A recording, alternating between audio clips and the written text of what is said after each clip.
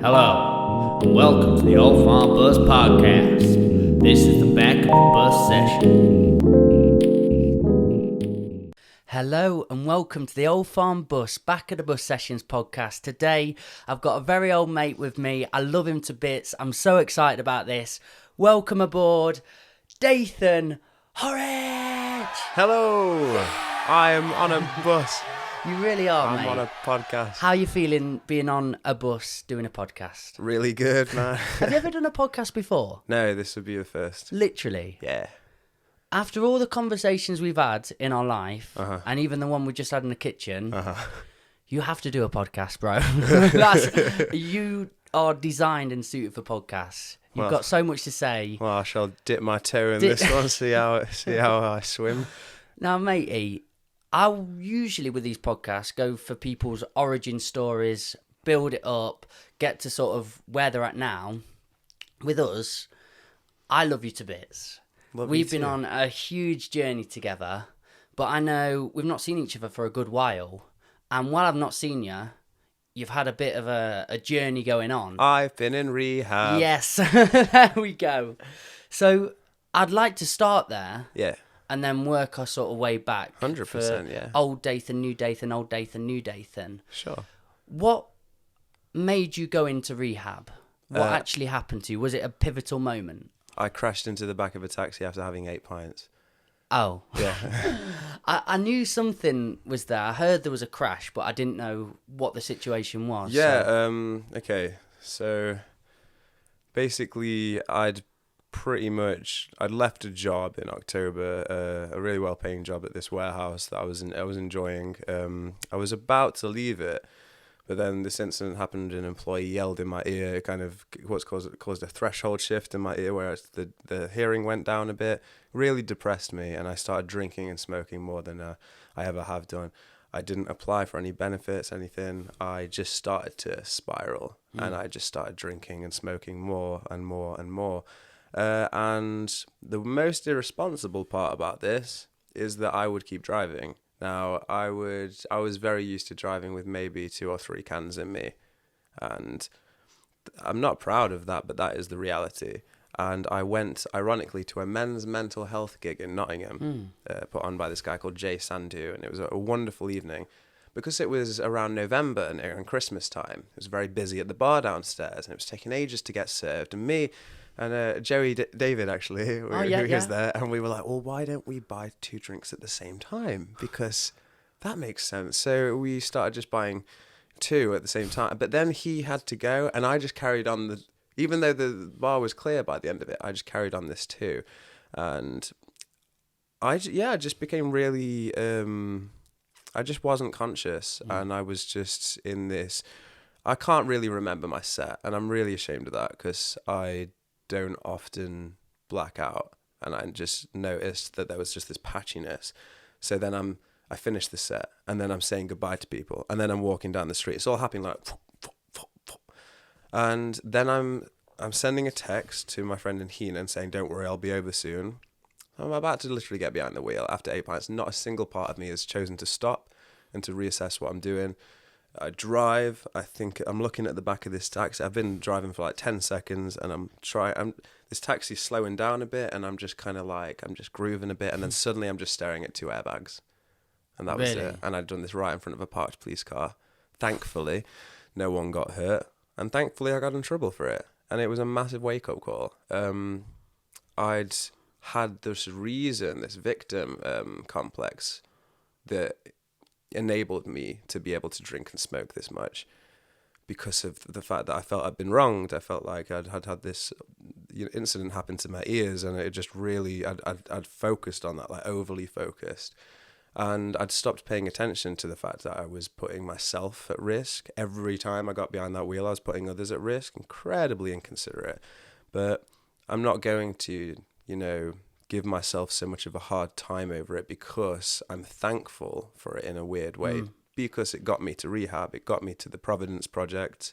So that's essentially how I got there. That's the second that it happened, and after I was released from the cells, I went to court, and they sort of took my license and everything, and I get that back in February next year. Wow. But I had a phone call about a day or so afterwards with my parents, and I said, I can't stop drinking and smoking. I need help. Can we put me in rehab? And they were like, yeah. We just want our son back. And I was like, oh. Oh, mate, that's got me emotional already. What, we 5 minutes in? Don't do this to me. So yeah, that's what happened, man. I was, Have you ever spoke to the person that shouted in your ear, and why did they do that? Yeah, I did. I mean, sad thing was I was so upset about it, and then depressed, and then angry, and then he knew what he'd done was wrong, but like I said, I've made a lot of progress with what rehab have taught me to how to handle these situations. So I, in my heart, have kind of already forgiven him. Yeah. I talked at the time about, how it had made me feel to him and how pissed off I was. But he's from Chesterfield. He's very much like, all right, sorry about that, pal. Shouldn't have done that, pal. And I'm just like, I get you. I'm like, okay. It's que sera.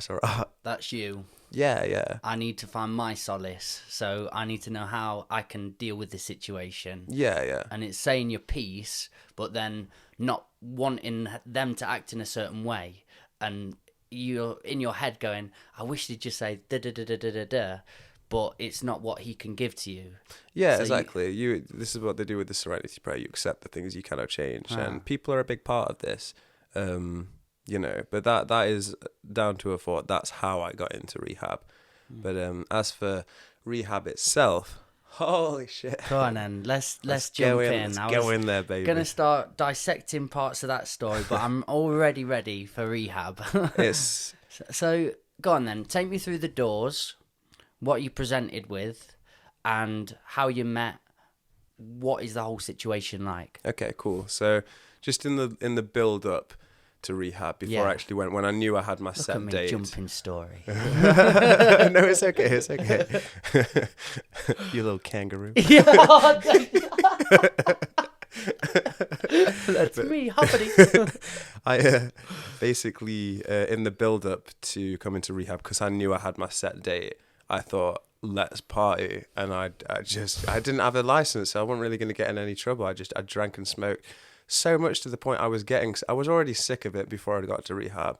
I was just so like, oh God, here we go again, and the spliff and the can and the heeba-dooba-dab, fucking Cosby dude, yeah. Is that on a Family Guy? Probably. Brilliant. But I was just so like, let's just literally like binge it to the point that I'm doing this. Like, I know it sounds fucked up, but because I knew I was saying goodbye to it, I had to just have my last little party with it. And it was kind of beautiful, because as I'd made this decision that I was saying goodbye to it, I started noticing dramas and all sorts of conflicts happen outside of, not to do like specifically to do with me, but just to do with that culture. And I was just kind of like, and I feel like it was like signs showing me, if you keep on this path, this is this, and this is what will happen. Is this what you actually want? Yeah, lots of that. So when it finally I got to Bournemouth, I was taken up to there by my sister's husband, a guy called Blessing, who literally is a blessing. He's an absolute angel, that man. And we had a long drive. It was proper sunny. Then we get up there and we just take a walk on the pier. I had a beer with him and then said goodbye. And then I settled into my bed and breakfast, and I stayed on that bed and breakfast for 2 nights. And whilst I was there, I went, I think on the first night, I went and I had some drinks, and then I got myself 4 cans, and I went into the bed and breakfast, and they had loads of little charity shop style DVDs downstairs that you could just get loads. I had this sad story about a dog called Hatchie's Tale. I've seen it. So emotional, man. I cried so much. And then some of the Harry Potter movies, American Pie, just total trash, but just stuff that I just needed to see right then. And Don't you dare call Harry Potter trash. Sorry, darling. Please just take that back before we go on. I'm sorry, I fully withdraw my Harry Potter is trash statement. I made it. Go on, carry on. On an impulse, I apologise. So basically, I was just guzzling these down, but the taste of it, for some reason, it was just so like, it was making me physically like just not want to drink it. And I suddenly felt really warm, so I just went outside and I had a cigarette, and I was just in the garden, and I was just looking up at the full moon, and I finished my cans as fast as I could, just to like get them out of the way. Even though I had a whole other day of this the next day that I'd have freedom to drink, and I finished that last can, and I just looked up, and I just went, and I threw up all the beer, like, all over myself. Like, this is disgusting. But it was like my body's way of saying, nope, we don't want this no more, buddy. And, you know, it was gross, but, you know, I like a bit of gross. I was fine with that. It would like, I'd just experienced this moment of just trying to experience that last bit of freedom.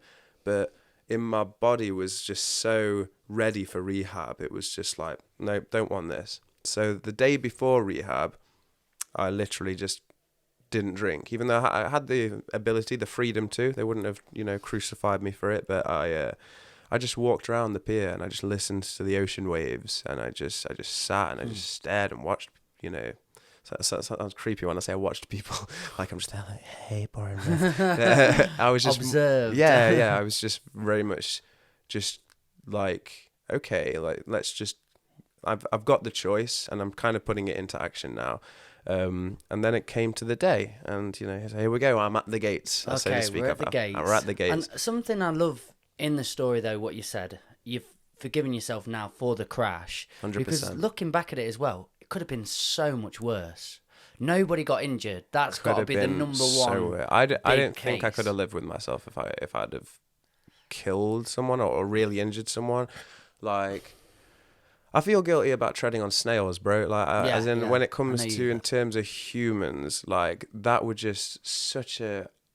The worst thing that everyone in rehab agrees on is almost everyone there drunk drove, and everyone says the same thing, because nothing bad has happened yet.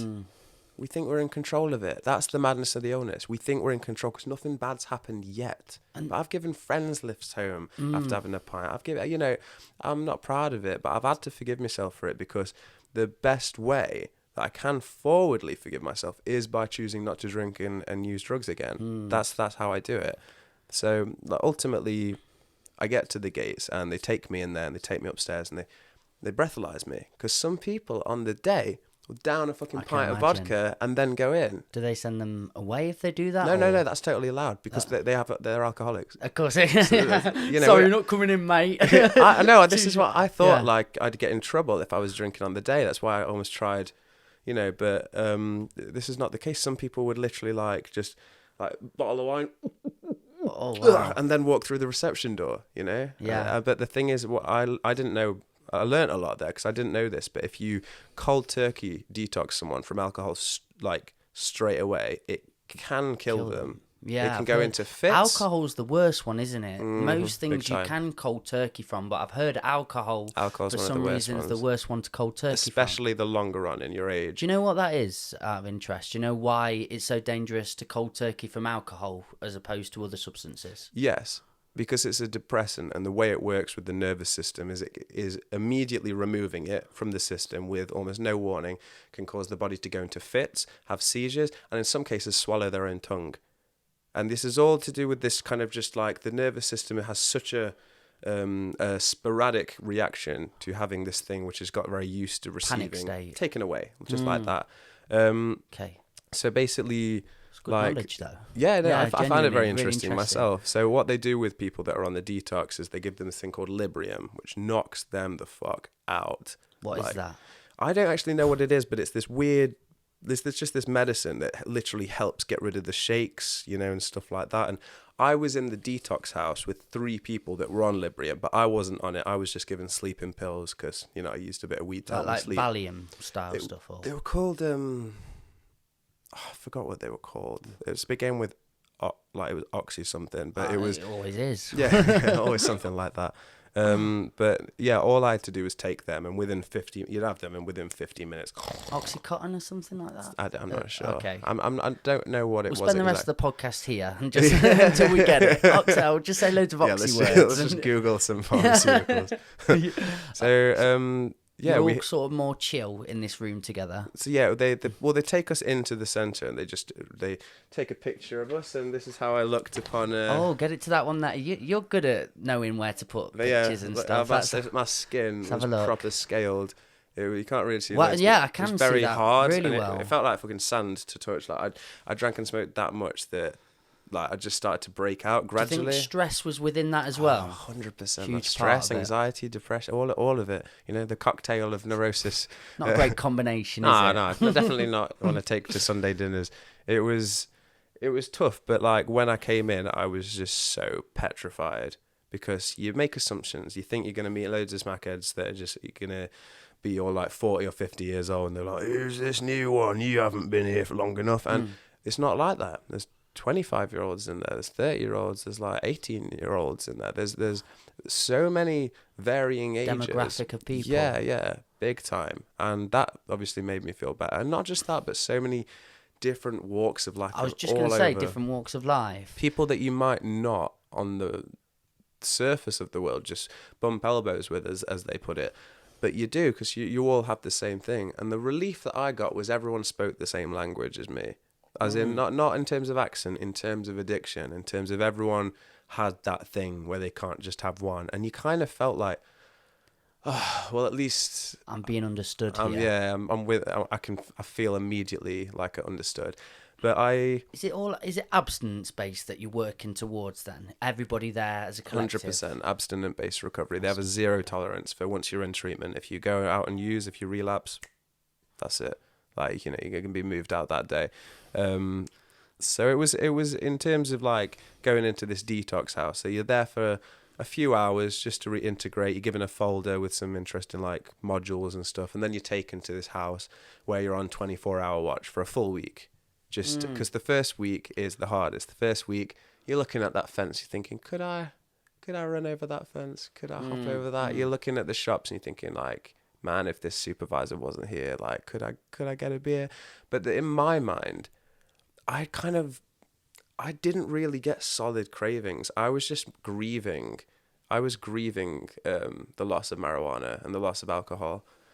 People would sometimes experience this grief maybe a month in or like 2 weeks in, but I'd kind of already started to experience it on the day I got there, because I was like, I already knew, step one, I am powerless over this. I cannot manage this anymore. So is that, sorry to... No, it's okay, go ahead.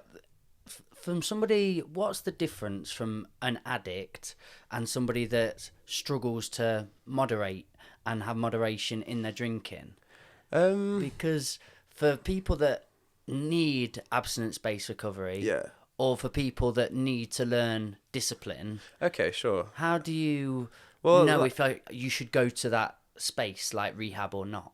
Cool. I'd say the difference that I've come to understand it is an addict has no moderation. There is no moderation. There is no like, oh, I'll just have a little bit one day. I'll treat myself, have a bit of a binge one day, and it's the regular intravenous use of it on a constant level. That's what an addict is. An addict has literally already lost control. Can you not think of anything other when you're on day to day than getting your fix at some point? Yeah, and as well, it becomes very unconscious. It's almost like that's breakfast, that's coffee, that's you know, making sure at least somewhere in your day, you know, that you get that. I get you. Like there was some bits towards the end, I couldn't get out of bed until I'd sent the text to go pick up. Like if I didn't have any, I couldn't actually bring myself to get out of bed. I was so depressed. And the second that I got that, yeah, gee, I'll be over in 20, I'd suddenly have this energy to get out of bed. That's how sad it was. Now it makes it, it's really helpful though for people even listening to this, if they could relate to, do you know what, my life would be considerably improved if I could just not every weekend go out. I can moderate that, and some weekends I just go for walks, some weekends I don't need it, and live in that way. To then people listening to this and can really relate to, every day I have to pick up or I can't function. Pretty much, yeah. Or face reality. Face reality, okay. For someone who just maybe, you know, struggles to moderate a little bit, they're kind of in what we call the sweet spot. So you have the capacity to become an addict if you become unconscious with it and just slowly watch it decline into more and more each time. But as long as there is some level of managing, Yes. you know. But the thing is that I can't accurately, as an addict, talk about what it's like to manage, because I can't. I suppose I called myself an addict for a long time. Sure. But actually, what you just mentioned then, for myself, I think I'm a sweet spot addict for thinking of things towards substance, alcohol and drugs. Luckily, I had a really bad time on a drug one time. Some taserings, some arrests, and that really did push me away. Hit psychosis, hit schizophrenia, hit the real depths. And again, same with you with the crash. I feel so honoured and lucky that situation occurred. Mm-hmm. And from that, you know, I love whiskey for myself. And it is now, if I go to my grandma's and I'm editing, I can go with 2 or 3. Right, yeah. And feel brilliant.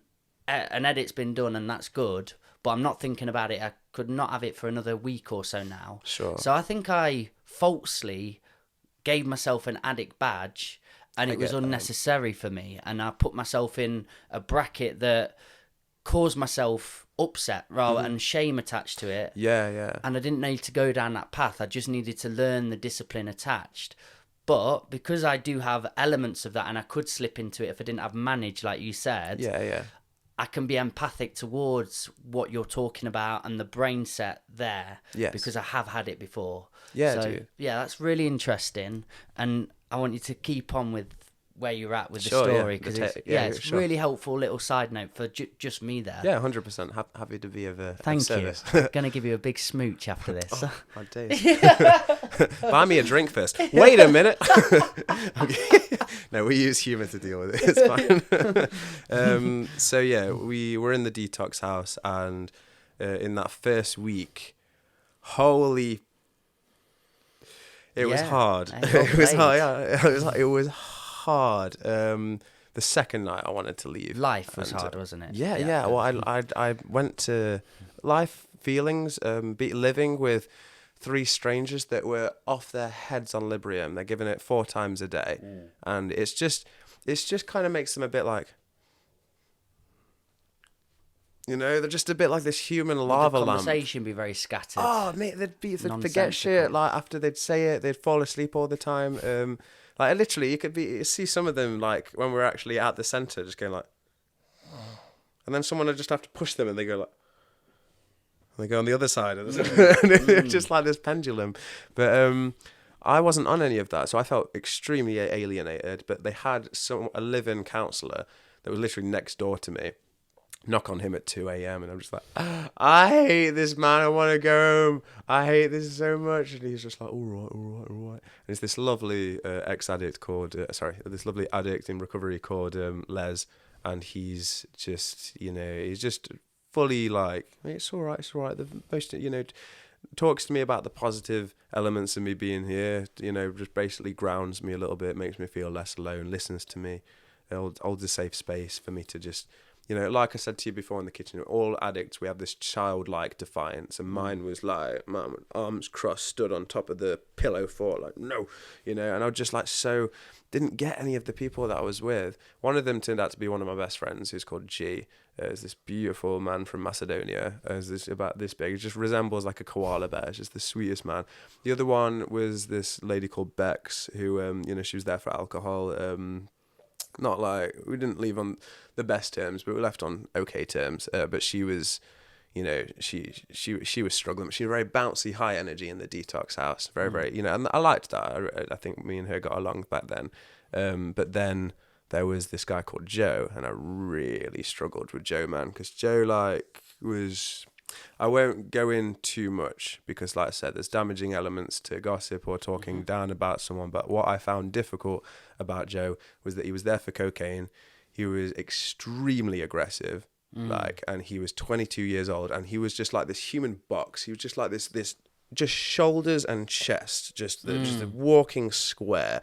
And I just felt so that when I was around him, and he just for no reason, like, say, okay, camera, say you're me. This is what he'd just be like, just around you all the time. But then just be like, oh yeah, so do you like this metal band? And then just be like, and just doing it. And I'm just like, fuck, this isn't. And I'm like, I couldn't be assertive at that point because I was still working on that. So I'd have my old classic way, which is be passive and then be aggressive. So I'm like, okay, could you stop that, bro? And then it just boiled down to me like throwing a chair down, like, dude, you're all on drugs, leave me the fuck alone. And then be like, all right, mate, chill out. I'm just having a laugh with you. And I'm like storming off to my room. Then he's coming up to me in tears saying about how bad it made him feel, that he made me cry, and then saying that all of this stuff. And I was just like, I just told him straight up, like, dude, you intimidate the fuck out of me, and the fact you're 7 years younger than me, I says I hate it. You're in this young bit, you're on drugs, so you're probably gonna forget this whole conversation. You're so intense. Like, please just leave me the fuck alone,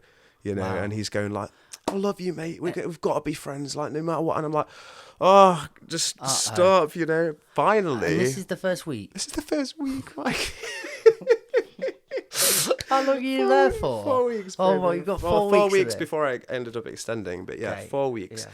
And I'm just like, too much, mate, too much. But on the 5th day, and again, I won't go into all how it happened, but he ends up relapsing. He had a ground floor window. We always have to go supervised everywhere. He had a ground floor window just big enough to squeeze out. And at one point, he comes up to me and he goes, hey, I'm going to the shop. Do you want anything? And I just went, dude, fuck you. I care so much about my recovery right now. Get away from me. Don't tell me your secrets. Leave me alone. I just went to bed. And then in the morning, I found out like they'd breathalyzed him. He'd failed it, and he'd crushed up his sleeping pills that we were meant to take, and we're doing lines of them. And it must have cut up his nose, something bad. But as I say, it's not healthy to speak ill of him. We were all there for the same reason. You're compassionate. The thing that scared me about him was that he was young. You're at that age, you think you know everything, but it was just so intense to be around. With what you know now, a better way of dealing with that situation.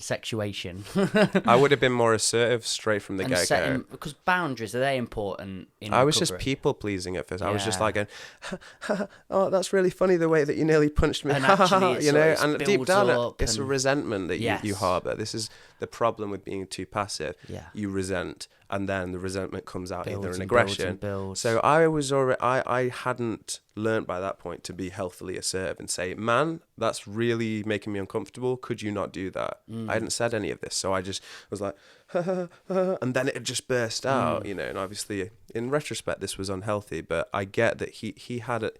He's been through a lot to have got him there. So I'll just say that. You're sort of feeling a lot more understanding of who you are, what you're willing to take from people. And you do feel in situations you can consciously say, this is what I want out of this situation. How far are you willing to go with me on that? If not, we'll have to not be around each other as much as possible. Yeah, the difficult thing was in detox house, you can't get away from each other. Yeah, you're all in the same house, like for the whole. Makes it beautiful when you go into the real world, though. After that, you can actually be you more selective. You moved into your new accommodation after that week, so he'd been discharged but luckily, thankfully, they'd. You know, because there's a lot of money you have to pay for rehab. They had basically said, if you can stay sober for like 2 or 3 weeks and come, like, do what you have to do, but in 2 or 3 weeks, come back and we'll put you in the other treatment centre. So they weren't going to kick him out if he showed a willingness. That's all they expect from you, just a willingness. I was just very glad that I just felt a bit safer to be away from him. You have to be surrendering, don't you? You have to want to change, because for people that actually have been forced into rehab and don't really want to change yet because they like even though it's really destructive and painful and horrible and all these elements, it's doing something for them. They get to have their fix. So for some people, same with, unfortunately, lots of elements of like depression, so on, there has to be this hit rock bottom level. I have to change now. And that want can propel you through anything you go for. But this forcing people into it and not wanting, the reluctance will always push back. It sounds like you were at this stage where you were so ready to transform and change, and he's just in this young mindset, and he probably was forced through them doors, to be honest, and given the money and so on. Yeah, man. So his time will come. Yeah, for real, and genuinely, and I do mean this. Like, everyone that I've met there, and whatever experience I've had with them, I do wish them all the best with their recovery. It's just at the start, I was very much entangled in other people's journey more than my own. And then as I've come towards the end, I realised the best and strongest and most compassionate thing I can do for anyone is just work on my own journey and take personal inventory of my own self and my own ambitions. I make clips of this podcast, and that's a clip. Like, that's the little snippet. Hello, coming clip. Out. Yeah. Hello, us in the future. Go on. So you extended as well. Yeah. How long were you there for in the entirety of it then? 42 days? 42 days, 6 weeks. Yeah. 6 weeks. Yeah. So we'd stayed. So once we finally, thankfully, moved out of the detox house, we got given new digs, and I was moved into this new place called on Noel Road. And weirdly, and this is the biggest. Oh, a little bit there. This is the big ASMR. Yeah.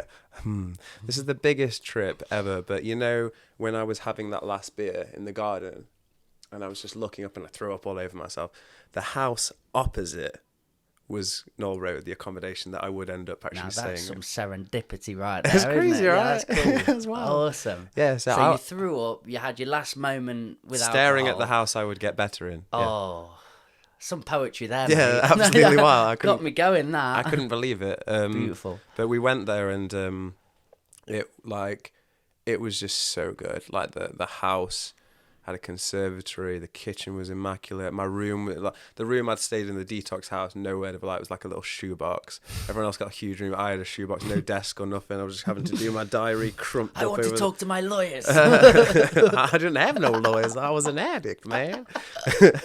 So you're put into a little Harry Potter room then? Yeah. Okay. But then in this one, and then our new digs, I had a desk. I had this. It didn't work, but I had a fireplace. I had the illusion of the fireplace. I had just such high ceilings, and I was just like, I was so happy. Like Airbnb. Yeah. I was so gassed to have been given that space, and then from then on, I really got into therapy. Like I really got into what rehab was about, because the whole first week you are fighting it, and I don't know why. You just are. You just are, man. You're hearing people share their life stories, and I mean that quite literally, because that is an assignment that you have to do, where you share your life story at the front of the sort of your journey. Class. Yeah, you do it for 20 minutes, then everyone says what it brought up for them. And you that, being the performer, I bet you were in your element there.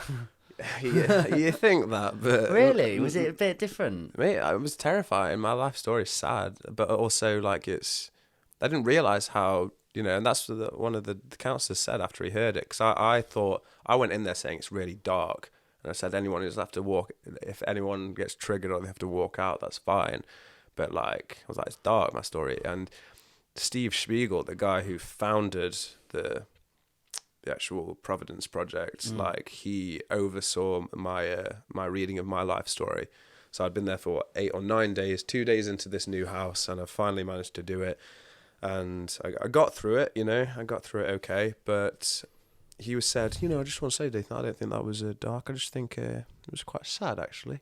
He's got a very like tender kind of way of saying things. And I hadn't realised that really, because I thought, no, I'm the dark, disturbed, horrible chaos person. I'm just what life spat out. That's what I always thought about myself. It's funny the stories you tell yourself, isn't it? Yeah, man. Like, I mean, this is the thing. I have always been a performer. From just growing up in Germany with my sisters. We'd invent plays, and we'd invent like little stories, and we'd invent characters, and we invented this language called Babis, and we'd do all this crazy shit because we loved being imaginative. But there were like some significant key points that came up in my life story as times that I harbored as resentments or opportunities for self-pity. And the first one was when we came back to England, and I was bullied for having come from Germany. So I repressed all the German I'd learned just to fit in with these English kids and to not be called, the Nazi boy. And then me losing my best friend Thomas Halls to lung cancer, that was the second one. And then the third one was just obviously me committing common assault against my girlfriend at 21. And then after that it was the big debut gig. Like that was a real trauma, that was. Really? Yeah, that was a massive trauma. That was not a lot of people know, but what happened afterwards, that were a big one. And then some other stuff that happened after that, it was just countless. It just ramped up, but it all started from this kind of childlike thing. And when you're going through your timeline, was it all of the big pivotal negative moments? Yeah, 100%. Did you not manage to put any of the, but there was this element and there was this element, and the beauty and the dark, was it all of a dark nature? I guess so. I had positive stuff to say, but the thing about traumas is they, in your mind anyway, until you've received any kind of psychological support for them, you let them overshadow any positives. You know, the thing with, obviously, a lot of people knew about the common assault thing, and still, until I released Rainbow Skin and literally just said outright, right world, yes, I've done that. What?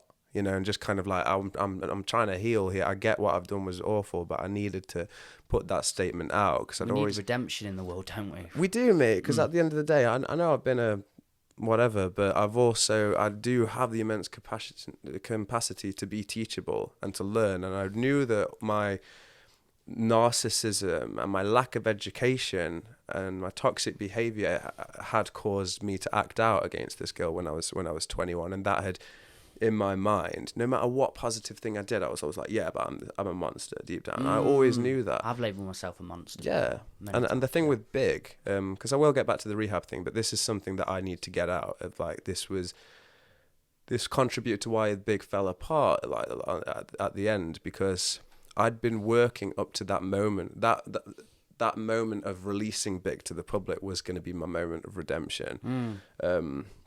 Sadly, what happened was, it sucked. It genuinely sucks, but it's just what happens, and it's important for me to be honest and transparent with people about how it happened, because it involved my dad and it involved one of my friends, and encouraged almost by myself and by the family to keep quiet about it. I didn't tell loads of people about this, but it really, that was that moment. I felt I played the performance of my life that night. And that was going to be my moment where I'd forgive myself for all the shit I'd ever done. So there was like, for me, it was like I was opening this portal almost to heal myself. And I finished playing, and then some guy comes up to me. I don't recognize him, and it's the brother of my friend Rosie. And he just cuts through all the noise and just, I was at the corner of the stage shaking everybody's hands, and they were going, oh my God, that was amazing. And everyone was kind of pissed as well. So no one really realized this happened. This guy goes, your dad kissed my sister. And I'm like, what? And then all the joy of that gig just went, gone. Just like that, like in seconds, mate. And I was just like, what the fuck?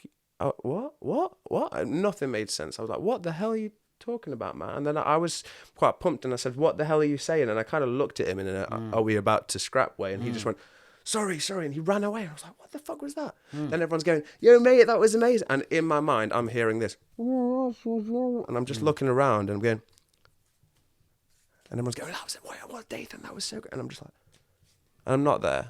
The moment's gone, and it never came back. And I clouded over. What had happened, my friend Rosie, who'd sadly gone through some abuse over her life, me and her had become fantastic friends, and I don't know, we'd kind of helped each other work through some demons, just fantastic friends. Used to just go over to hers and we'd just make art together, and just gradually we just built each other's self-esteem back up. And she came that night, and whilst I was performing, she wanted a cigarette, and she went over to my dad, and instead of my dad doing the one thing I wanted him to do, which was to just be present and just watch the show, he, sadly, like he just wanted to fix Rosie's situation. So he got a cigarette from someone, and he went outside, have a smoke with her. And Rosie got really emotional, talking about how much she valued me as a friend, and she started crying. And then my dad, just from a friendly perspective, but obviously he had no idea of Rosie's past, he just gave her a mwah on the lips, which I've talked to him about this, and we've walked through this as a family. We're not ashamed of what's happened anymore because we're just being transparent. But he just thought that was an okay thing for him to do, which I stand by. It was not. But I had no idea. I was up there drumming, and this was happening in the smoking area. And Rosie had so much of this kind of shit, and in her life, and it was like she was faced with this feeling again of just like, that made me uncomfortable, but can I talk about it? So she went over to her mum and her brother and just said, Dathan's dad just kind of kissed me and just made me feel a bit weird. And then the brother obviously was like, where's the dad? Goes over to the dad, grabs. He's at the merch stand. He's Bloody hell, grabbing mate. him like this. This is all happening. I'm sure I was at this night. Everyone was. No one realised this happened. Okay. Yeah, this was like heavily buried down, and that all happened. So then he says to my dad, to get to my dad, he says, I'm gonna go tell your son what you are, and just go there. So took away a moment I'd kind of been working up to for 6 years, and in my narcissistic mind it was like I ruined my night, ruined my chance for, but in hindsight it was just that I felt just a little bit, I just lost control of that night. I just felt like I'd worked so hard for one moment, and everyone still to this day was like, that was such a good gig. And for me it's like, it was one of the most heartbreaking nights of my life. You know, so that was what happened. Well, thank you. Yeah. Just because a lot of your story's been, I feel like this happened for a reason. The car, the going in, the being sick and seeing the house. Yes. Was that for a reason? Do you feel? 100%. Yeah. That taught me an invaluable lesson about do not put all your cards of your happiness on one moment. Hey. Keep creating. Dathan, we're learning some good things on this bus today, baby. That's But beautiful. it does, 'cause That's a nice way that you've taken that message. And to forgive. You know, that was a big one on forgiveness for me, because I'd had my things where I had to forgive myself, and now I'm in a situation where I have to forgive a family member. And, I've also got Rosie apologising, even though really what she did I felt was just circumstantial. I don't think it was her fault. Long story short, I harboured that in my heart as a long time. And the reason after that point, I stopped being present for big in my mind. I was at the gigs, I was at the shows, but I was always trying to one up that gig. I was always like, okay, that was a great gig, but I was like, we need to do better, we need to try harder, we need to do more. It was a corrosive attitude for the big, because big on its own and by its own agenda was fantastic.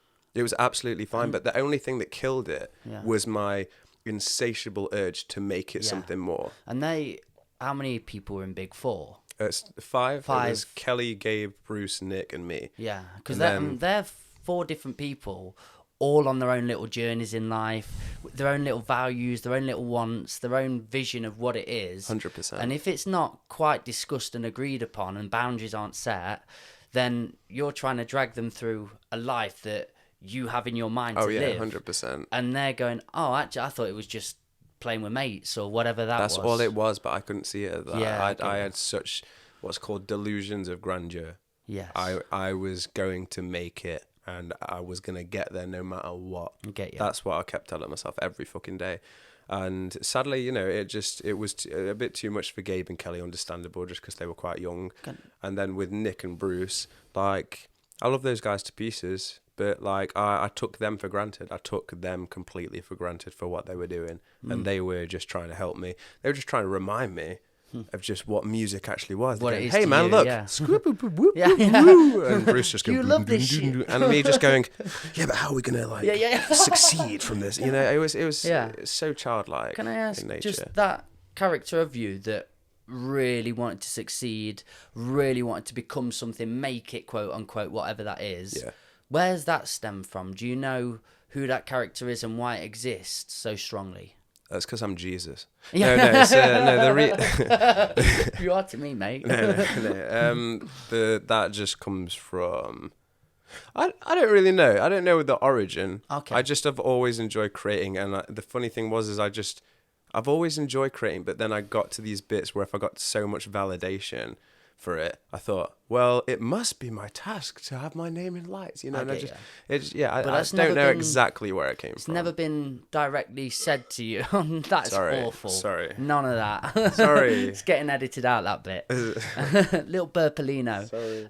But it's never been something overtly said to you then. Somebody's said, you're going to be so special, you're going to make it, you're going to be this thing. I had a fair bit of that, and I think probably that was how I digested them. Part of it, couldn't it? I did my own little course recently, and that was something I remember, even the golden child, yes, and being this special figure. My grandma sort of put that on me, and you're going to amount to da-da-da-da. Yeah. And then it still comes from a place of not being enough. Mm-hmm. And as you're going through life, you have to exceed this part of you Yes. where you kind of just want to relax. I just want to feel enough. I want to feel being in my pants and playing PlayStation is enough, as well 100%. as getting on a stage and being absolutely incredible is dude. enough. And both of those you can do, but feel absolutely enough. 100%, yeah. Okay. So with just bringing it back to the life story, because that got included. All of that got included in when I read that. And they say you're going to feel a relief when you read your life story to the group, even though it's right hard writing it, because you have to do about 6 to 8 pages, and weirdly enough, towards the end, you're getting cramp. You're writing so fast, but it's just getting the ball rolling. And going, okay, I was born, and then I grew up here, and then I had a friend called Jeremy, and blah, blah, blah, and all of this shit. But you start, you get into the flow, and when you read it, everyone listens, and everyone talks about what they brought up. And someone's like, "Oh, mate, I had this happen to me," or like, mate, everyone shows you, hey, that I've been there. It wasn't exactly like this, but it was kind of like this, and then everyone's like, a round of applause, blah, blah, blah, blah, blah. You get given your next assignment, you stand up, everyone comes up and queues up and gives you a hug and pat on the back. Then you go out for lunch, and it's like, boom. How many were in that room? 30, maybe just under 30. And all doing 20 minutes together? Oh, no, as in, when you do your life story, sorry. It's just for you. So that whole hour, yes, you read yours, that's you, and then everyone shares a little bit. Everyone's sat watching. You're at the front, so it's like everyone's sat kind of facing the way you are. I'm sat at the front with a counsellor here, right. In this case it was Steve, and we were just literally just reading away, and then everyone reads back, comes up to the front, gives you a hug, and everybody gets to go at that eventually. Wow, that's cool. Yeah, you have a life story 3 times a week. It's beautiful that you can have all that onus and emphasis on you, though, and and people can contribute and add, because it takes the weight off, man. Yeah, when you fully. Because the funny thing is until I'd had that moment, I felt like, just because I'd never had like a long-term experience with therapy, my poor past friends have been my therapists.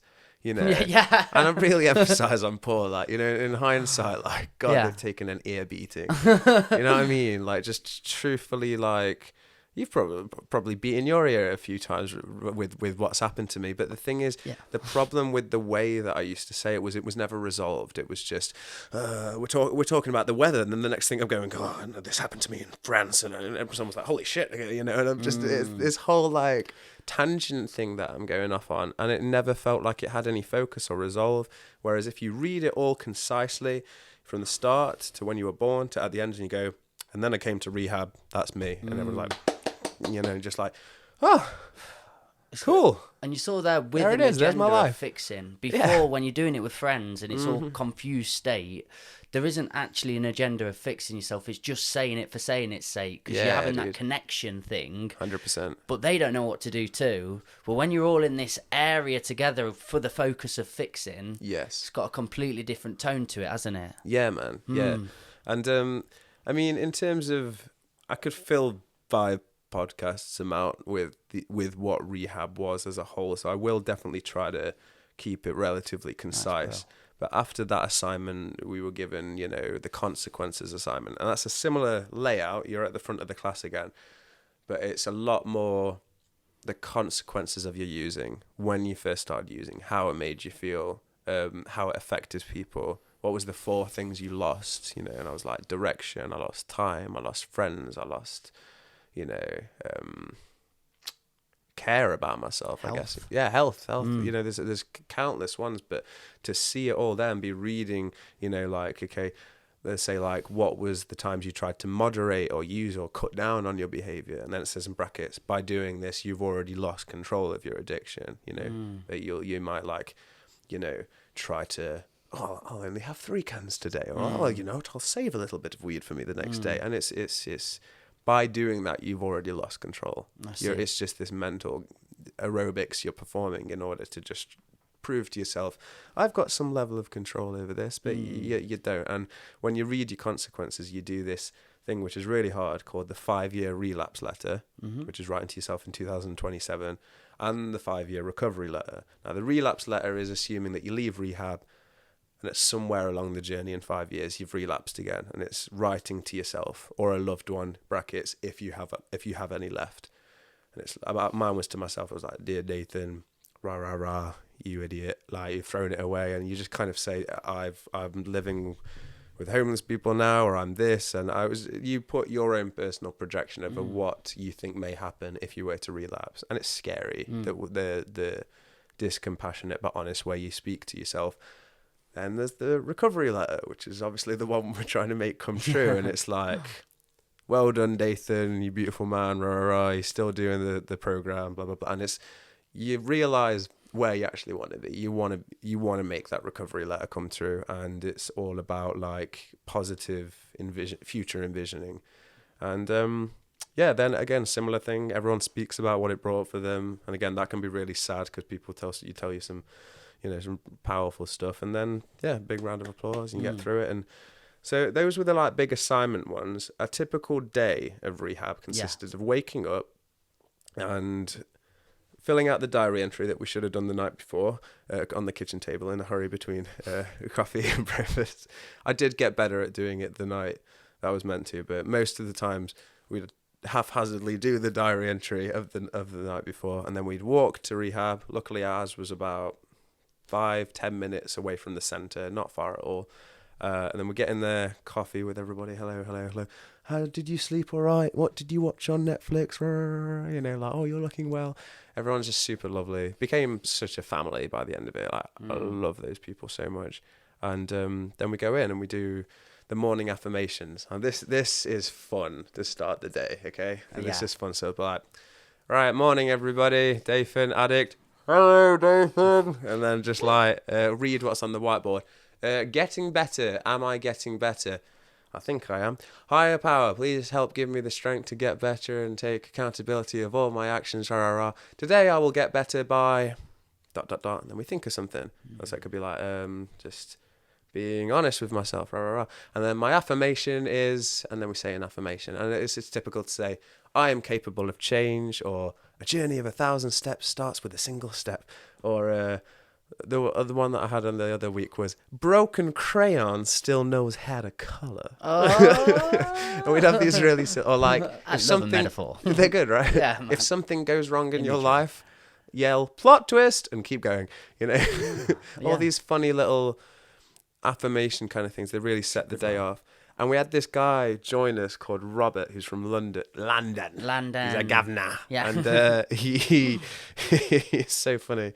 So he'd add this element of boisterousness, because he won't mind me saying this because he's an open book. Like, I won't tell you all of his story, but he had been in the Providence and done 20 years of sobriety, and then relapsed over the last year and come back to the Providence first thing that because it's the place he says he knew it works, and but he knows the process in and out. So he remembers that an element of like liveliness in the day gets us going. So someone would say an affirmation, and whether we do the clap, so like, "One day at a time," and then we'll go, "Yeah, man."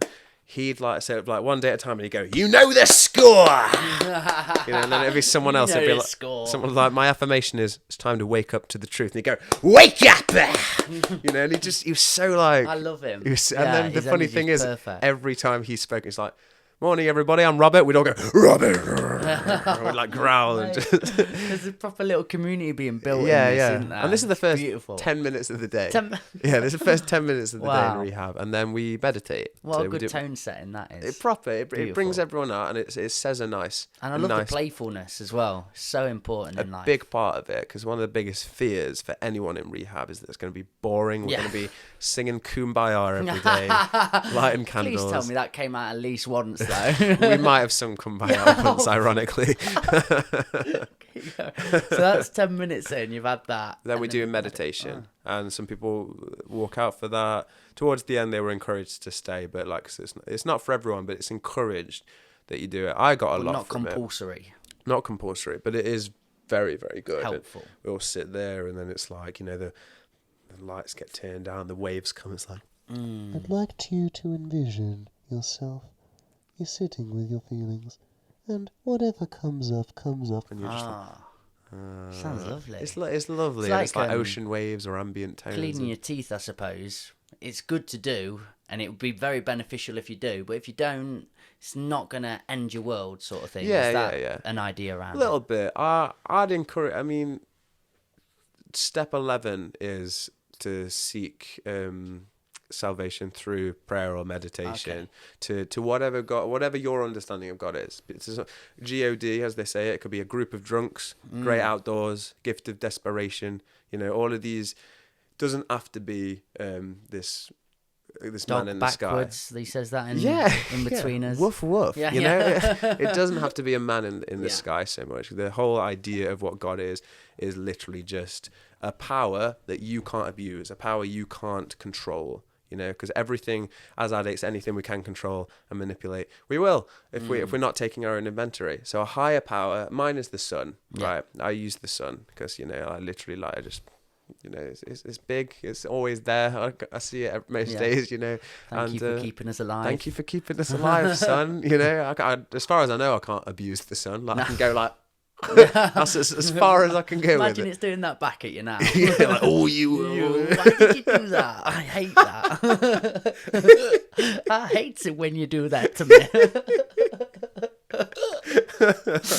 Oh, you're funny, man. You too. I'm loving this. It's great.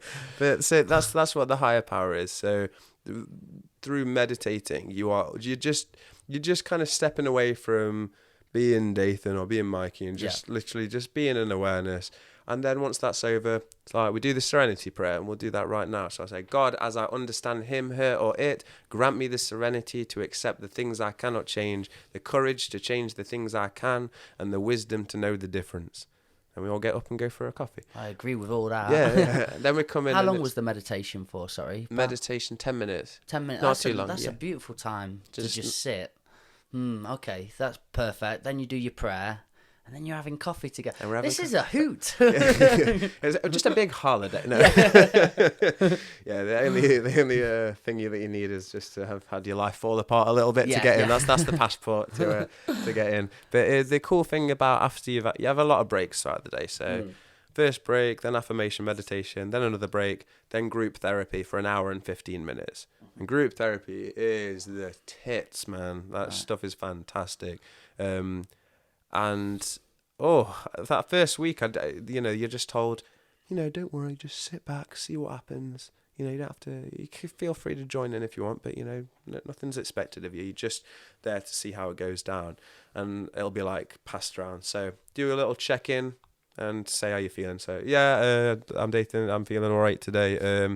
I had a bit of a wobble yesterday. I'd like to bring that to group. So yeah, I'd like some group time. Or yeah, no, I'm all right today, mate. Nothing really to share. I'm happy to participate, but I don't need any group time. We'll go round, and anyone that did will have a little bit of time, little chunk, just focusing on that person. And when people, and so I might speak and say, "Oh, mate, like I'm really upset. I'm grieving the fact that I can never just have that one drink. That I can never just have that one spliff again. I'm like grieving that." And I had a using dream the other night, and this actually happened. I had this using dream where weirdly enough, Charlie Juster was in the dream and with Kelly from Big, and they were looking like into this massive cardboard house that I was hiding in with binoculars, and I was running with this comically huge bag of weed, like running from room to room trying to hide it in this little cardboard house, and they weren't even doing anything. They were just like looking. And then I'd be in another room and they were just looking, and I was like, "Stop looking at me." And I was just like running around with it. And I looked at the weed. I was like, "Oh shit, I'm in rehab. They're going to kick me out. I've got weed." And then I woke up and I was like, "Oh, it's a good feeling that you felt that relief though. Because if you didn't feel that relief, it means you weren't that committed." Well, yeah, I mean, cravings are natural, and everyone gets a craving. It's only the willingness to change your habit. But meaning that beautiful feeling of, "Oh, thank God I'm not going to be kicked out. Thank God, yeah." You really wanted it. You're in the right space. Yeah, and I still do, and I will work this program every day. I feel it. The cool thing though about I speak about this using dream. And then it's like, can anyone else relate to that? And then everyone's like, "Yeah, mate, I had a dream about shooting up the other night, fucking horrible, woke up in the sweats." And I'm, just, as I said, with group therapy, I want to be careful here, just in the confidentiality and respect to my peers, that I'm only going to speak from my own experiences, not to share or overshare about anything that they've talked about, because that's one of the things you read at the start of group therapy. We are all here to become a well person. No isms, no homophobia, no racism, rah, rah, rah. We'll all listen to each other. Everything that happens in the group stays within the group, you know. Stunning. And it's really, so everything that I got from it was fantastic. I've heard some really beautiful, potent things. One was a big one. It was the day before my life story. And I was so nervous about people knowing that I used to be a domestic abuser. I was terrified of them knowing that fact.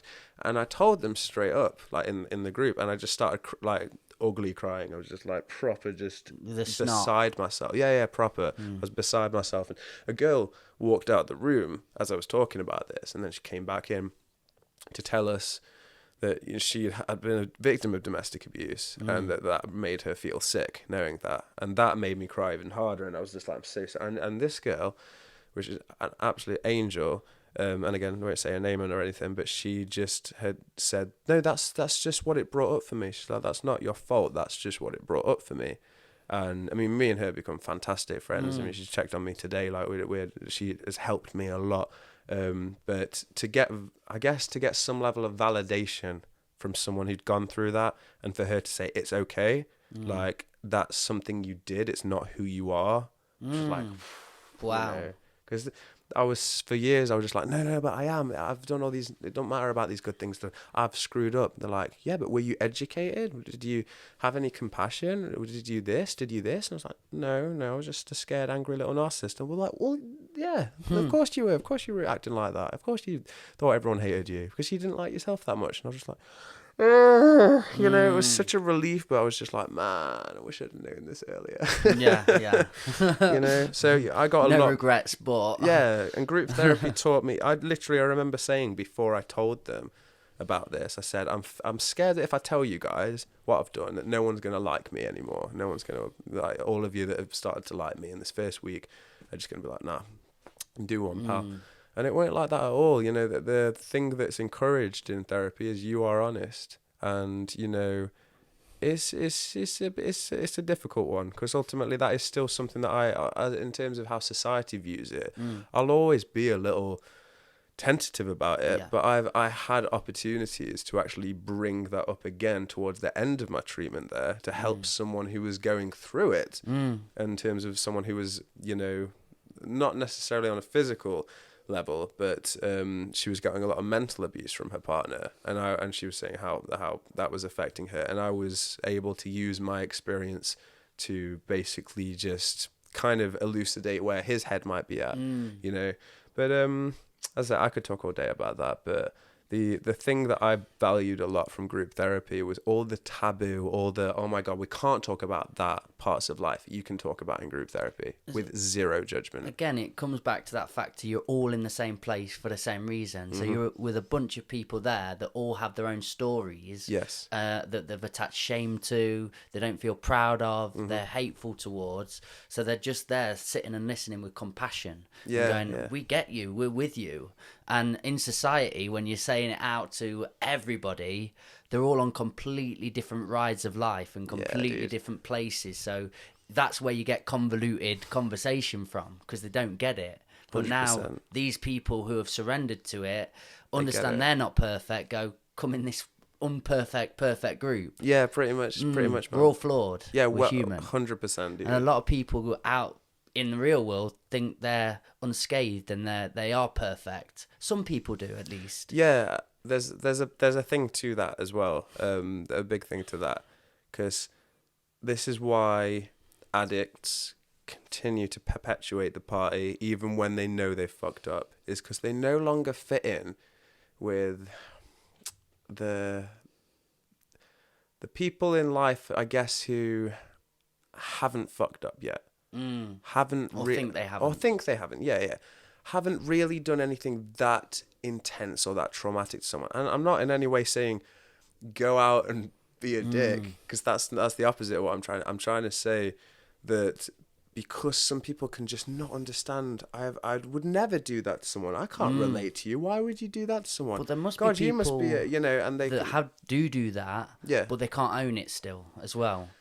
I think so, yeah, and that's their trip. But like the people I speak about in this instance is people that are more likely to really hold on to a clinging judgment of somebody based on the fact they have no way of relating to the mentality involved in hurting somebody or being vicious or malicious. Some people are just through in, throughout really decent people, and I say that's awesome. Keep being like that, but you will get some elements of people that are really like well refined and kind that will actually start to become super mean and judgmental to those who've screwed up, because the people who've screwed up, it's all there. They can all see it, where they've screwed up, how they screwed up, who it affected, all of this, and they can go, oh, this.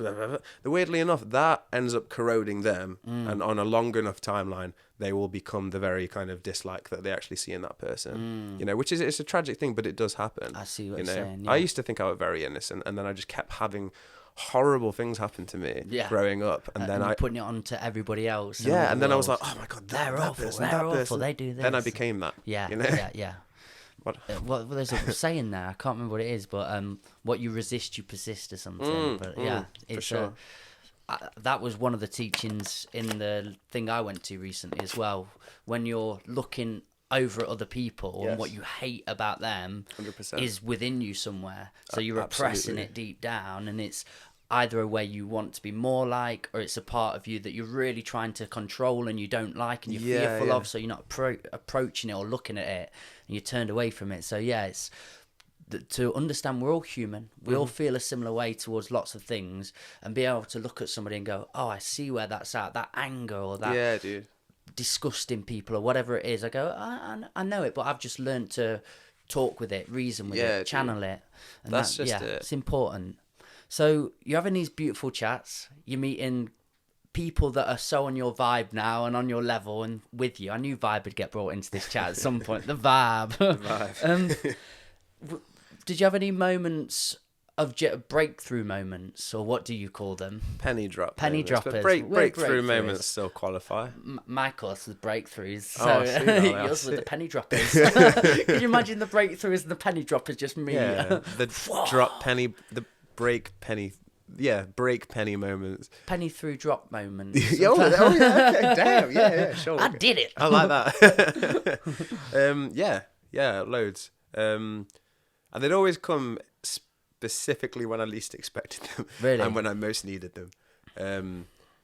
They come at first when I'm resisting it, and when I'm going, no, you don't understand rehab. You don't understand functional rehab center that's been working, and you don't understand. You're wrong. I must be right. You don't get it, and rehab's just going. Yeah, and I'm like, oh, okay, you might be right, but also, and it's still going. And I'm just like, okay, rehab, you might be right, and it's like, and the benefit of like it's so, it's just so hard to put into words, man. It is. I can't even. I get emotional talking about it, but the fucking gratitude I have for rehab is immeasurable. Purely because it's taught me I'm never ever done. I'm never ever fixed. I'm never ever perfect. My story will always be long and convoluted, and the best way I can keep working on myself is by arriving and becoming lighter and lighter, and less of an urge to explain away the past or over examine the future, and to just be in the now. What have you had for breakfast? I don't know. I did have a spoon. So I did have a vegetarian spoons. Well, we're nice. We're in the now. Yeah, it was a symbolic burp. I see. Yeah. President Burp. President Burp. I'll vote for him. Better than most of them nowadays. More relaxed. But the value that I find from rehab is that it just says, just remain teachable. I mean, even just in the whole way that I would presented this, I could kick up some anxiety about, should I have talked about this already? Should I've, have I gone on too long about certain stuff? But I know that all I have is now. I can't really change anything that I've talked about on this podcast. There's no point. It's already just come out. So all I can, and it's like that in life. You can't stuff just comes out of you and and flows through you. And it works exactly as it works. And to fight it and resist it, that's the only thing which keeps us like uncomfortable now. It keeps it going, oh, should I have done this? We need to just become, okay, that was what it was. This is what it is. And this will be what it will be. I am flawed. It's not an excuse to just keep on making mistake after mistake. Just be open. I've gained consciousness now of, if I do this thing, this is the outcome. I didn't enjoy that outcome the last 100 times. What makes me think I'm going to enjoy it this 101th time? Yeah, man. That consciousness surrounding it all the time. So you get to make choices towards how you operate now. It's being teachable. That's the key thing they keep saying, you know. But back to your question, the penny drop moments that I had that were like really profound were the first time was when my counsellor showed me, dude, you have some super low self-esteem, like, which shocked me a little bit because I thought, no, I'm quite confident. And it's like, a confidence, that's nothing to do with self-esteem, mate. It's nothing to do. It's like you may be a good performer. You may have a bit of, you know, you do some stuff creatively, that makes you feel good for a bit. It's like, why'd you do it? I'm like, because I want people to like me. It's like, do you like yourself? I'm like, maybe. Do you like yourself? No, I don't. Right. It's like, right, there we go then. Wow. So it's like, okay, so what are you going to do? I'm like, well, I'm better work on liking myself. So it gives me this module, and I've actually got it on me, but it's this like thing that I've been, you know, I'm still reading through, and it's just about self-esteem and showing yourself self-esteem, and how talking down about yourself, even if it's in a jokey way, it's not good for your self-esteem. Not good for yourself. Even if you're just like, oh, man, I'm a freaking idiot, but hey, you know, that's just who I am. Yeah. It's like, come on, buddy. Like, I'd say this thing where I'd say, I feel really foolish. And Clint would say, like, no, don't feel foolish, man. You feel silly. It's not right to be silly. Don't feel foolish. You're not a fool. I don't see any gestures. I don't see no gestures bells on you. And I'm like, I like this man. Yeah, I love him. And he's already, and he's like, you know, like yourself as much as you like me, or as much as you like the words that are coming out of my mouth. And I'm just like, fuck. Everything that guy said. Really... What you're seeing in him is just a part of you that you want to be more of. Yes. So the other penny drop moment was... that was mine there. This was a big one, actually, because I reverted back. We had this, again, being respectful. We had a client who lived with us who I found to be quite entitled and spoilt and quite insufferable. And it reminded me of all of my projections and all of my entitlements and my spoiled self. And just this like Veruca Salt, I want it now, you know, like just that proper, like, I was like, oh my God, that's recently. Yeah, me too, man. It's dope movie, sick film, so good. So I watched that and like in her, and she drove me a bit mad. And then she wanted to leave the house and you're not allowed to leave the house you have to leave in groups of 3. If you go to the shop, you have to go as a 3. Fair. Because if you go in 2, you can be co-conspirators. If you leave as 1, you might as well just go and relapse. 3's the magic number. 3's the magic number, yeah. You've got other people there. And she was like, right, you can go snitch on me, but I need to go for a run. And I just got into this big argument, and I just ended up feeling like it's not worth even re-scraping my resentment in that moment. But I just felt so frustrated that she just couldn't listen. She fully couldn't listen. And just reminded me of all the times I haven't. So I stormed out and I went off on a run by myself. Even though that's what she almost in a, look, I'm outside, like, you're not allowed to. And I just ran off. And then my mate Alex came running after me. And he said, mate, are you okay? And I was like, yeah, I'm just going to sit on this bench by this park for a bit. He's like, right. And we trusted each other. I didn't want to break his trust. I said, mate, I'm not going to screw you over. I just need to sit down. I can't be around her right now. He's like, that's cool. He goes back to the house. And then I just sat for a bit. But I came back to the house and I went insane. Like, and when I say insane, I mean I started rocking back and forth in my room. And then I was just like, and I went into this, like, none of my other juvenile coping patterns were working at rehab because they were already all thought out by the, you know, as Clint says, all of us addicts, we have a PhD in bullshit and manipulation. We all know how to wiggle our way through if there's any wiggle room. And none of my old stuff was working, so I reverted back to how I used to sometimes cope with stuff when I was like 13 or 14, where I just act a bit crazy and I went quiet and I just started doing this, but I wouldn't talk. And Alex came to check in on me, and I wouldn't talk to him. And he was trying. He brought me a tea, he brought me a water. He was hugging me. He was asking me, like, have I had an allergic reaction? Do I need my EpiPen? Have I had any drinks? He's looking at my eyes. Gone into my room, found the pills. He's like, have you taken these? Has to ring support just because I'm not with it. And it's only like 4 weeks in, so like I'm in my mind I'm like, fuck, like I'm still not better. I'm still going through it. Like, support comes over, he breathalyzes me. He literally, like, I'm just in super panic mode, and it's uncomfortable, but I'm literally just in my mind. I'm in this what's called repetitive motor syndrome. It's where you've stuck in this kind of thing that seems like it's working. It's not healthy. Like we talk about needs getting met, like a coping mechanism. Yeah, I'm getting my attention needs met, but it's so unhealthy. Yeah, and I'm having this mental breakdown. I don't reach out to anybody about it. I'm just literally like, and then he says, right, sorry, Dathan, we're gonna have to kick you out of the house. We're gonna have to take you to the detox house. It's safe for your rest of the stay here. And then I'm like, no, and I start talking again, and it's like, oh, so you could talk, and I'm like. And the thing is, I said, I want to be crazy. And he's like, what? And I'm like, I want to be crazy because then you guys know what to do with me. If I'm crazy, if I'm mental, if I'm absolutely insane, you can put me in a straitjacket. You know what to do with me. I says, like, I don't know how to deal with my emotions right now. I ran away. I didn't know what to do. And I've come back and I don't know how to deal with what I'm feeling. He says, why didn't you just ring us and tell us that? And I'm like,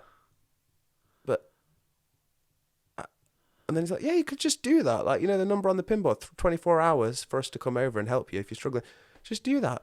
And I'm like, oh my God. And he says, well, but he says, but because you've acted this way, I have to stay the night now just to make sure for your own safeguarding, for the people in the house and for you. I have to make sure that you're safe and that you're not going to, like, hurt yourself because you're acting crazy. And he's saying, you know, I'm going to sit with you. We'll just, like, have a little calm down, you know, just come down from the rafters a little bit. But he says, but just, mate, just, you know, like, he says, we've all been there, bro. But he says, you do realise that's like that child in you. That's that child's, once again, it may have developed a really complicated way of doing it, but it's just, he says it's not, you can admit, that's not a healthy way to get your needs met. And I'm just apologising like a million times until he literally bans me from saying sorry because I've said sorry. That I'm like, sorry, I'm sorry. It's like, stop it, just... You've got to forgive yourself, mate. And he says, you need to figure out where this comes from. Because he says, because trust me, if you're out there in the world, they are not going to understand and that. Have you figured that out? Yeah, I figured that out. It's that is something I feel like the lesson of what I learned from it is not something I'll share on here. Okay. But as in all it came back to was just like this need to be different. Yeah.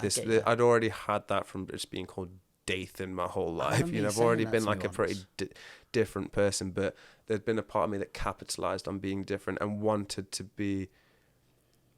I didn't want my addiction normalized or my life normalized. I wanted to be the outlier, the rainbow sheep. Yeah. Everyone else is in a line. I'm over there doing a handstand. So it was like this element. Look how crazy and it's like, yeah, that was probably really cute when you were little. I love how you've digested this whole story, like how you've gone through it and how you've learnt your lessons and how you can put it into and how you articulate it. It's fucking phenomenal, mate. Yeah, I mean, thank you. It's, as a 29-year-old, it was, for me anyway, it was quite shameful to have all this stuff spelled out because I like to think, and I said this, I like to think I'm more intelligent than this. But he says, mate, it don't come down to intelligence. You're not well. That's why you're here. He says you got what's called a spiritual malady, which means you're going to do really what's called tragic or absurd actions or behaviour in order to get your needs met because you don't have your drugs. We've taken them, you know, that avenue away from you. So you're reverting back to these childlike states in order to get... And he says, and it's going to wound your pride, mate. It's going to really tarnish your ego. But he says, but that's good because you're finally learning, right, even if I do this, I still don't get my need met. I better find a healthier way to cope with it, you know. And the third penny drop moment was... These are good penny drop moments, by the way. Yeah, I'm really enjoying it. I'm like, yeah, come on, hit me. It's cool. So that second one, that was I needed 2 or 3 days of just being very fragile after that. I was just being I felt very tender. I wasn't, because at rehab, I'm very like, and, you know, very boisterous. But those first few days, I was just like, just wanted to be wallpaper, wanted to be a house plan, just like, don't focus on me. I'm here for you, but don't, you know, I was just amazed at why did it? Okay, self-forgiveness, fine, you know, and just realizing that I had to do so much growing up, and that I just, maybe people have always been able to see that in me, that I'm emotionally immature. But you know, when you see it yourself and you realize how late to the party you've been, so to speak, really just made me go like, I'm glad this happened here as opposed to out there. And the third penny drop moment came in my last week, and it came with me going through, you know, in The Exorcist, where she turns her head like all the way around. I had these like 180 moments of what I wanted to do, and I must have had so many. I would like that last from The Exorcist. I was turning my head so much. So at first I was like, right, I need to go back to the Midlands. Then I was like, wait, if I go back to the Midlands, I'll be with my parents and they'll make me relapse, and the Midlands will make me relapse. That's where I first started using. Oh no. And then I was like, wait a minute, I've got a better idea. As opposed to having some rational stepping stones, I'll move down south. I won't come back to the Midlands. That's what I'm going to do. You know, and I'm deciding this. I'm like, yo, you know what? That's what I'm going to do. I'm going to stay down in the south. I'm never coming back to the Midlands ever again. Goodbye, everyone that I ever met up there. I need to stay down here and focus on my recovery. Then I'm like, wait a minute, that's a terrible idea. I don't really know many people down here. What am I doing? And then I just had a total panic, and I rang the support like I've been asked to, or at least my friend Alex did. And we finally had someone come over, make me a tea, and come on in and just sit down and say, what's going on, Dathan? And I said, I don't have a plan when I leave rehab. I don't know what I'm doing at all. They're like, all right, sip your tea. Let's have a think. And we just break it down what we're going to do. And it's not about panicking about the future. It's like, well, where do you want to go? And it's like, I can't go back with my parents. And they're like, why? You keep saying that. Why? What's so bad about them? Are they abusive? And I'm like, no. Like, okay, well, that's great. Like, they care about your recovery. I'm like, yeah. Like, and they start just going through this tick list till they realize, what? These people sound like great, lovely people. What's the problem, Dathan? And I'm like, well, in the past, whenever I'm around them too long, if I'm sober, then I use again, and it's their fault. And it's like, is it their fault, or have you used them as an excuse to use? And I'm like, no, you don't get it. My dad, he was one of the first reasons that I used. So it's him. They're like, but everything you've just said, that we've got on this bit of paper that says that your dad has tried, he loves you, cares about you, is in regular contact, wants you to be better. It's like, that doesn't sound like a man that wants you to relapse or is trying to get you to relapse. He's like, are you sure it's not you, Dathan? I'm like, no, I don't want another penny drop. Not now. Yeah. Not now. I've already had them. I've done it. I beat my addiction. I've figured it out. I've recovered. I'm not in recovery. I've recovered. Yeah. And they're like, no, mate. It's every day. Every day you got to do this inventory on yourself. Every day you got to look and be teachable. And I was just like, so it's me. And they're like, yeah, but that's fine. Just realize that you've got a part of you that wants to use. So it's going to use your parents or the Midlands or any old relationships as an avenue of excuse. So it says, so go back, because what you're experiencing is fear. And then they said this, either fuck everything and run or face everything and recover. Oh. So I went back and I saw my parents. Like, as I decided, I had a phone call with them. We had a big talk about just boundaries and the healthiest way I could be for them. And I just apologized for always using them as an excuse to use. And I said, I'm ready to come back if you'll let me. If, like, I can forgive myself through being around you guys, reconnect with the family. And I says, and I will, I will respect you. And I said, I'm just so sorry that I put you guys through this hell. All you guys have ever wanted is for me to get better. The best way I can show you that is by staying clean. And that were it. Wow. Yeah. And what was the encounter like when you were with them? Was it beautiful? So good. Did you couldn't stop. feel great? Lots of hugs and lots of love. And my mum, bless her, for 3 weeks she'd sewed the Serenity Prayer into like this little thing in a frame for me, like this little. Just gone to all that trouble just to sew it. And Yeah, I mean, last night it was absolutely beautiful. My dad came and picked me up, and we drove, and we were just singing together, singing to old musical songs and the Carpenters, and just like being all silly. And then when I saw my mum, it was lovely. And we've lost our dog as of last week as well. He Sorry died. to hear that, man. Yeah, is it Zach in the great garden in the sky? He's up there with Mowgli, man. He went about a month ago. Oh, really? They're out there together, man. They're having a little poo and sniff and sniffing each other's bum. Yeah, that's it. Sure, that's all I need to know. That does actually make me feel better. Yeah. But so I thought about that and everything with going on in Ukraine and everything, and I just thought family is so important right now, and it's just really hit home. And then I've checked my peers, they've checked in with me, asked me how. I went to a meeting last night. My parents, they go to a meeting as well called Al-Anon, which is specifically for parents who parents of addicts. This was a question, and I wanted to ask earlier on. Yeah. But it's come back round to it. Obviously, you know what to do as an addict for your recovery and what's going on. Yes. For family, it must be so hard to live with an addict and somebody you love so much, and all you want to do is protect and save. Yeah. Do you have any advice for families that are struggling, or a parent listening to this now that has got somebody suffering?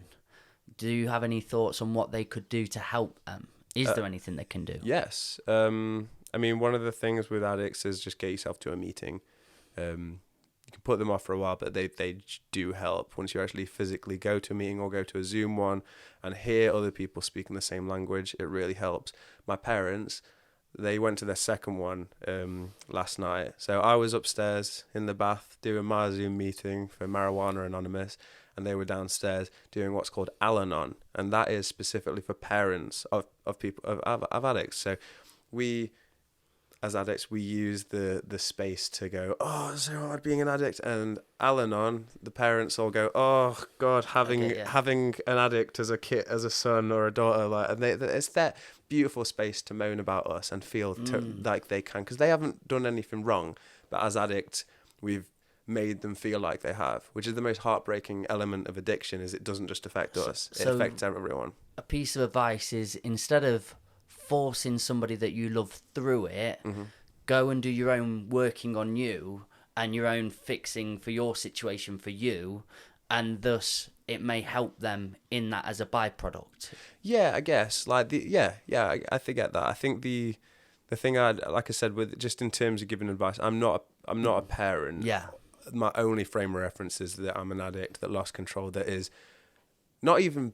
I'd like to think I'm better, but I'm not. Like I haven't got better. I'm progressively always gonna get better. I've still got a lot of shit to work through. And in terms of knowing what to advise to parents, all I would say is just communication. Brilliant. And being assertive. Do you think interventions this is a good one as well. Boundaries. Yes. Boundaries are one of the biggest things that begin to melt away when the addict doesn't get what they want or wants what they want. They'll do absolutely anything to just slowly just sidestep around boundaries. And after a while, that can dig away and chip away at the parent's self-esteem. Sadly, it did with mine. I also have to attribute that when we come out, when we're in recovery, we can feel like, oh mate, I'm killing it. Like I'm this many months sober. Isn't that amazing? And Clint, he always had a good phrase about this. He says when he got back out, he stopped using crack and heroin, and he came back out of rehab, and he was like, hey mum, I'm 9 months sober. And she's like, so's the cat. Nah. She's just like, what? That's okay, cool. The thing is, we may be, oh, this is really great, I'm feeling good now, but it's as much my parents' journey of recovery as it is mine, because they have to get to just be themselves again without having to feel to constantly rescue me or just feel the stress and the pressure. They're getting good night's sleep again. So as much as I may feel, oh yeah, I'm back, I have to be patient with them, because they went through so much having me as a son, as an addict, that they're having to just get to know themselves again. And the best way that I can support them through that is clear communication, respecting their boundaries, making sure that they feel they can communicate their boundaries with me, which they have done really well. And I love them both so dearly.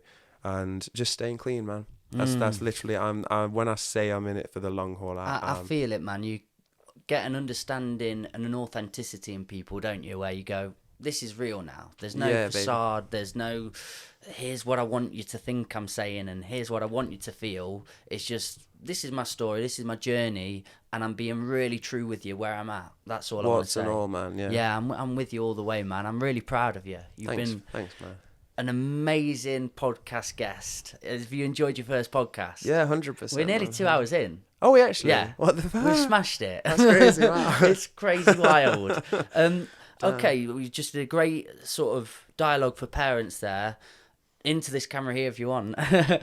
What would you say for somebody who's feeling out of control with their life now with addictions? Have you got advice for them to take that first step without having to crash the car?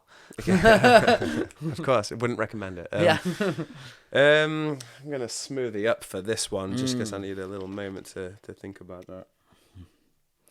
I like that too, because a part of me was always just say something to fill the space, whereas that being able to sit, reflect, think about it, and then say what you want to say, I think that's so good. It's just the only reason why I struggle is just because we're advised a lot in therapy sessions and at rehab as a whole to not give advice, I guess. But it is still something when it was asked of us, like group therapy members would ask us, hey, can you give us some advice? And then we'd try to dig deep and we'd give them some. So, but based on what you've just asked me, I would literally say if anyone out there is struggling or has any, has just started to notice that their use has become unmanageable, and that's the key word. If you genuinely don't feel you really have a hold on it anymore, if it just keeps causing problems, if you're unconsciously kind of not enjoying it anymore, if it's not really got that joy, I would reach out immediately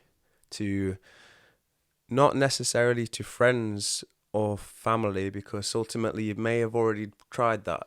You may have already done that many times. I would reach out to other addicts. I would get yourself to a meeting. I used to think it was so cliche to hear that, get yourself to a meeting. Like, fuck, I don't want to go to a meeting. They sound boring as hell. But no, it is incredible. It's life-changing. You'll meet some fantastic people there, some of the sweetest, most considerate, attentive people.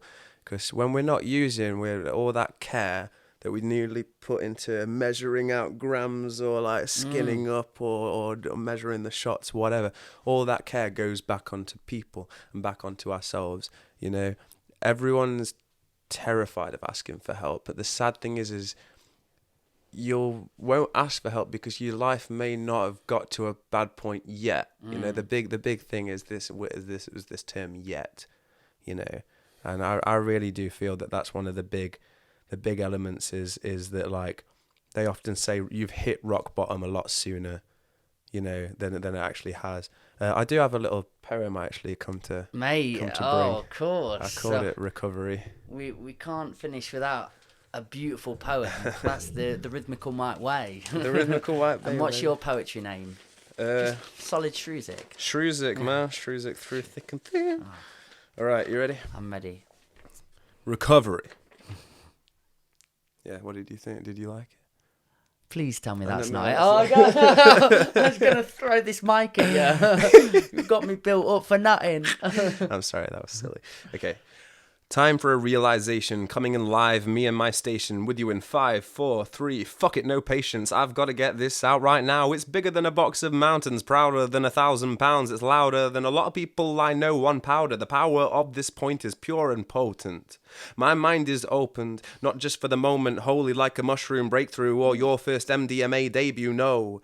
Better take it slow. That's the right way to grow. I know this all in theory. Practically, I feel it near me. I've had reasons to be an addict. I've seen trauma. I've been manic. Pre-medicinal, it was magic until it was a panic-inducing habit. Not one spliff, not one drink. This octopus got the doctor's ink. Self-medicate, I prescribe addiction. Can't face reality, try the fiction. I've hurt friends and relatives and partners. I got so negative cause no one stands between me and my fix. Give me 2 different types and I'll mix. Weed, be the wife and drinks a side bitch. Living for the high, I wanna die rich. Hit rock bottom sooner than I thought, but I got back up just to try sorting myself out with a break or a cleanse or a cut down detox. Oh, it never ends. Gradually I'm looking at my life getting worse. It's a pain I'm numb to, but it still bloody hurts. It's beyond words. Haven't lost a limb yet, but the brain still works. Then bam, Damn, hit by the consequence of kicking up a fuss, falling off the fence into the pond. Yeah, that's right, I was wrong. My gear may be good and my weed might pong, but it's been a long time since I've been strong. I'm trapped, I'm caught, man, I'm shamed and I'm seen, and those involved don't seem to know what the hell I mean. I may be the receipt of the freak that I've been, but I can't face a thing until I look within. So I'll look within, looking. Is that it? Distracted, gone. To a higher power I have never belonged. Fucking affirmation, stuff your yeah, so long. Man, I've looked, sorry but I'm not hooked. I'm a little bit bored right now, gonna find some excitement, then fun turns into frightening, so fast like lightning speed. Then I'm caught and I'm nicked, I remember this bit. How did I think I were gonna get away with it? I guess I'm powerless to the pride and the pain, and if I try to look within, then I must look again. Just feelings. Uncomfortable, but hey, I guess they will pass, them feelings. I slow my focus down like wind through winter grass, it's healing. In my head I made this such a greater task, I'm feeling so grateful, I've got peace by the plateful. Look, let me just put it this way, anything that happens is just for today. We are more than enough, okay, no, drugs don't mean that I can't play a part in this world, I am not above it. I can be myself again and I love it. This is the truth, I'm trying to say that you're the only one in your way. Oh, dude. Fucking stunning. That was really good. Thanks, babe. That was Eminem on roids. Mate, that was stunning. Thank you, really, brother. really good. How long did that just come out as a free write? 30 minutes. Really? I can imagine. I can Yeah, honestly. just I felt it. Yeah. That was raw, uncut. This is what I need to say. Yeah, buddy. Brr. And the bit where you had the conflict with yourself as well. I love that you wrote it in there, because most people do try and keep the polished version. Oh, just go inside. Yeah, I feel this. Let's go. Yeah, but yeah, you that's had all the not- demons. It's the and- resistance, yeah, Oh, yeah. fucking stunning. Right, I'm gonna go for a wee now. So, Cool, yeah. You need one too? Yeah, sure. Do you want to wrap it up? Or? Mate, of course I am. Alrighty. This is how I do it. Whoa. Guys, you've been a part of the Old Farm Bus. Dathan, where can they find out all your stuff? Shrusic.bandcamp.com, Shrusic on YouTube, Shrusic on Spotify, Shrusic on Instagram and Facebook, Shrusic. Hello. You heard him. You heard him. It's Shrusic. I appreciate all of you. I'm going to leave you on this. I always do. Thank you for being here, you beautiful set of buggers. Just be nice to one another. See you later. Yay!